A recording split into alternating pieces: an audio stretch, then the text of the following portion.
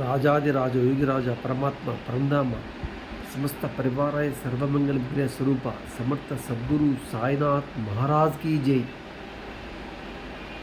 ओम साईनाथाय नमः। अंडपिंड ब्रह्मांड अनंत विश्व चैतन्य मूल स्वरूप रूपమైన श्री समर्थ सद्गुरु साईनाथ महाराज की जय। साईराम।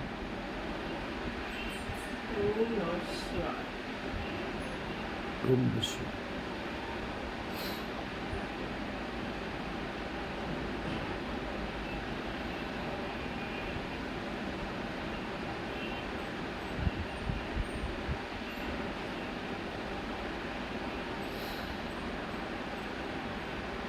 జీవన్ ముక్తి నిత్యమైన సత్యమైన ఆత్మ పరివర్తన శుద్ధమైన ఆత్మ యొక్క పరివర్తన స్థితి జీవన్ముక్తిగా చెప్పబడింది. ముక్తి మోక్షము అంటే ప్రతి ఒక్క ఈ భూమి పైన ఉన్న మానవుడు ఏమనుకుంటున్నాడు? ముక్తిని పొందాలి, మోక్షం అంటాడు. ఆధ్యాత్మిక జ్ఞానంలో రుచిని ఎరిగిన వాడు ఏమంటాడు? జీవన్ముక్తిని పొందాలి. అంటే గురు సాన్నిధ్యాన్ని పొంది, గురు సేవను పొంది, గురు జ్ఞానాన్ని పొంది, గురు తత్వాన్ని తెలుసుకున్నటువంటి వ్యక్తులు ఉన్నారు. అలాంటి వాళ్ళు జీవన్ముక్తిని పొందాలనుకుంటారు. భక్తి మార్గంలో వెళ్ళి పరిశుద్ధంగా బతికి చివరి సమయంలో వాళ్ళు ఏం కోరుకుంటున్నారు?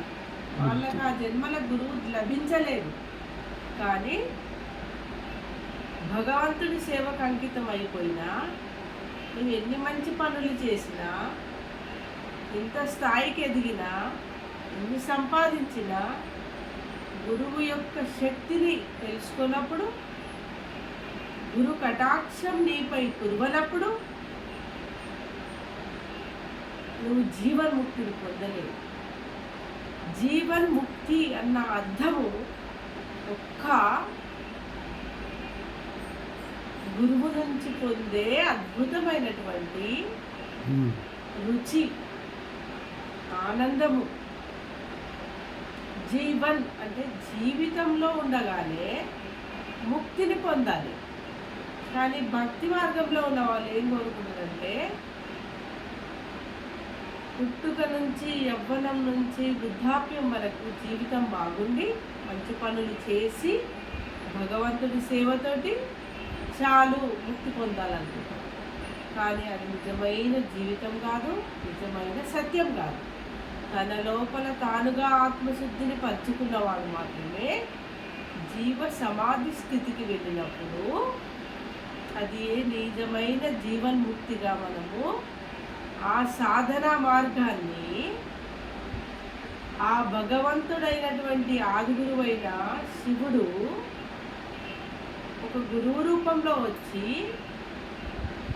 జ్ఞానాన్ని ప్రసాదించినప్పుడు నిత్యమైన సత్యమైన శుద్ధమైన దివ్యత్వమైనటువంటి జ్ఞాన అమృతాన్ని తాను ఆ శంకరుడు శివుడిలో ఐక్యమైనప్పుడు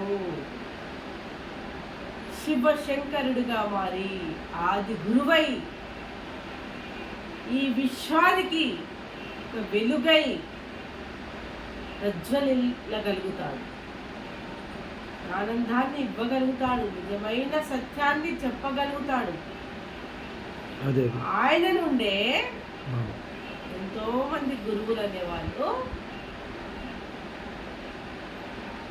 గురువులో మనం లయమైనప్పుడు, మన ఆత్మ లయమైనప్పుడు మనము కూడా ఒక గురుతత్వంలో వెళ్ళగలుగుతాం. అదే నిజమైన ఒక సద్గురువుగా చెప్పబడుతుంది తప్ప అసలైన భగవంతుడి యొక్క తత్వాన్ని మనస వాచ కర్మన వాళ్ళు అనుభవిస్తూ పరిశుద్ధమైన ఆత్మను సాధనా మార్గం ద్వారా, ధ్యానం అనే సాధనా మార్గం ద్వారా అమృతాన్ని త్రాగుతూ గ్రహిస్తూ ఆనంద స్థితిలో, సత్ చిత్ ఆనంద స్థితిలో వాళ్ళు ఎల్లవేళలా ఆనందాన్ని పొందుతూ ఈ లోకానికి, ఈ విశ్వానికి స్వచ్ఛమైనటువంటి దేన్ని ఇవ్వగలుగుతారు నాన్న?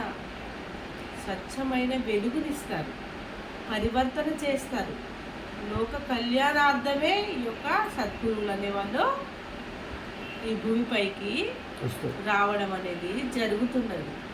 ఆ శివుడిలో ఈ శంకరుడు ఐక్యమైనప్పుడు జీవుడు దేవుడుగా మారిపోతాడు. అది ఏ నిజమైన సమాధి స్థితిగా చెప్పబడుతుంది. జీవ సమాధి అంటే అందరు అనుకుంటారు బహిర్గతమైన భౌతిక స్థితిలో ఉన్నవాళ్ళు చనిపోయిన వాళ్ళను సమాధి చేయడం అనుకుంటారు. కానీ భక్తి నుంచి జ్ఞానము, జ్ఞానం నుంచి ధ్యానము, ధ్యానం నుంచి ఒక గురువు యొక్క సేవలో నిరంతరం సాధనా మార్గంలో ఉన్నవాళ్ళు మాత్రము నిజమైనటువంటి దివ్యత్వం ద్వారా జీవ సమాధిని పొందుతారు. జీవ సమాధి అంటే దాని అర్థం ఏంటి నాన్న? ఆ గురువులో నీ ఆత్మ ఐక్యమైనప్పుడు ఆ సాధనా మార్గం ద్వారా నీవేమైపోతావు? జీవ సమాధిని గ్రహిస్తావు. ఆ శక్తి ద్వారా జీవన్ముక్తిని పొందుతాము. జీవన్ముక్తికి సరైనటువంటి అర్థము తెలియజేసింది సాక్షాత్ ఆ పరమశివుడు, ఆది గురువే. అంటే ఆత్మ పరమాత్మ యొక్క కలయిక అనేది ఎక్కడైతే జరుగుతుందో అక్కడ స్వచ్ఛమైనటువంటి ఆనందమైనటువంటి ఒక ఏం జరుగుతుంది అన్న? ఒక పరివర్తన జరుగుతుంది, సత్య పరివర్తన. కాబట్టి జీవ సమాధిని ఎవరైతే పొందుతారో వాళ్ళ లోపల వాయుమండలం స్తంభించిపోతుంది. వాయుమండలం వాయువు లేని మనిషి జీవించగలుగుతాడా? జీవించలేడు. ఎవరు? మామూలు మానవుడు. మరి వాయు స్తంభాన్ని స్తంభించుకొని జీవించేవాడు ఎవరు? ఒక యోగి. హిమాలయాలలో మరి ఒక్కొక్క ఋషులు ఓంకారంతో, శివనామ స్మరణతో మమేకమైపోయి, శివుడిలో ఐక్యమైపోయి, లయమైపోయి తాను తపస్సు ద్వారా మరి వాయుమండలాన్ని స్తంభిస్తున్నాడా లేదా?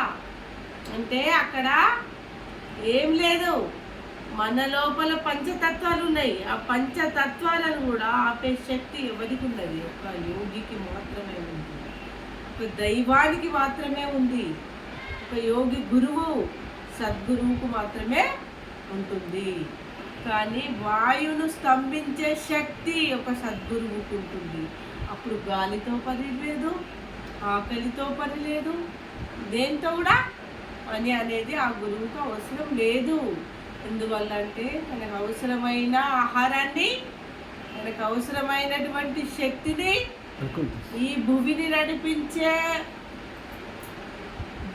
నడిపిస్తున్నటువంటి శక్తులను అన్నింటినీ కూడా ఆధ్యాత్మిక శక్తిని పూర్తిగా ప్రసాదించేది ఆ పరమాత్ముడి యొక్క శక్తి, ఆది గురువైనటువంటి ఆ శివుడి యొక్క శక్తి.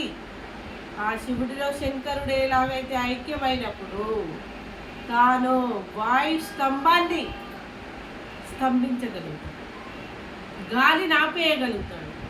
గాలితోటి అప్పుడు అవసరం ఉండదు. ఎందువల్ల? దీనికి ఒక ఉదాహరణ చెప్తున్నానా? ఏంటంటే సాయిబాబా కూడా 3 రోజులు ఏం చేసిండు? తన సూక్ష్మ శరీరంతో బయటకు వెళ్ళిపోయిండు. స్థూల శరీరంతో అంటే ఆ యొక్క తను అనేది ఎంత అపురూపంగా మారిపోయింది నాన్న. అంటే ఆ ఆత్మ అనేది పరిశుద్ధమైపోయింది, ఆ దేహం అనేది పరమ పవిత్రమైపోయింది, దేహమే దేవాలయం అయిపోయింది. మరి 3 రోజులు ఒక శవాన్ని పెట్టుకొని ఉంటే వాసన వచ్చి కుళ్ళిపోయి ఏమైపోతుంది నాన్న? పాడైపోతుంది. చాలా పాడైపోతుంది. మరి సాయిబాబా 3 రోజులు ఆ, తన సూక్ష్మ శరీరం ఆత్మ వెళ్ళిపోయిన తర్వాత కూడా ఆ శరీరం ఎందుకు పాడైపోలేదు అంటే జీవ సమాధి స్థితిలో ఆయన యొక్క దేహం కూడా